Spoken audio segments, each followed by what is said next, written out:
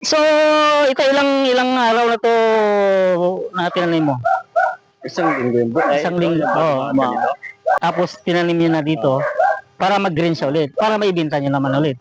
So, ang isa sa kagandahan pa, yung tubig nila ay hindi sa nawasa ng gagaling.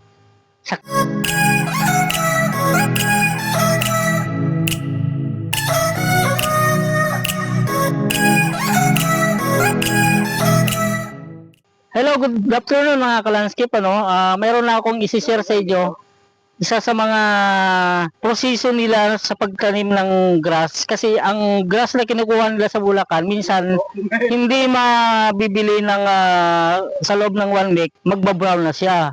So ang ginagawa nila, mayroon silang taniman dito sa likod ng garden nila. So itong ginagawa nila para hindi masayang, tinatanim nila dito ulit. And then pagka green, pwede na nila i-market ulit. So ito pala si Jan Jalani. Ano boss? So ito ilang araw na to na tinanim mo? Isang linggo yun bro. Isang linggo. Apat na araw na ito ngayon. So bali isang linggo sa naka-stock. Tapos tinanim niyo na dito para mag-green siya ulit, para maibenta nyo naman ulit. Apat na araw na ito ngayon. So yun, maganda ang proseso nila sa pagbenta ng pagnegosyo ng ganitong negosyo. Kasi ito, ang source nito galing ng Bulacan. So ang isa sa kagandahan pa, yung tubig nila ay hindi sa nawasa ng gagaling. Sa click nang gagaling yung tubig nila. So want to sawa sila sa pagdidilig dahil walang bayad yung tubig nila. Mayroon na silang pump doon na naghihigop para sa pangdilig nilang ganyan.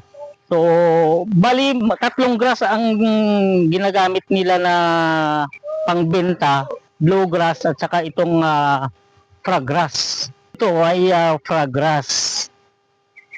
And then doon naman Carabao grass.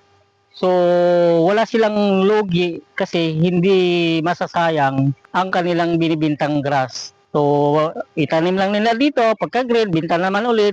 At yun, hindi sila malulugi. Ito pala yung creek na pinagkuhanan nila ng pandilig. Ayan. So ayan lang mga kalanskip ang aking message about sa proseso ng pag-negosyo nila ng grass. So, thank you for watching. Bye-bye!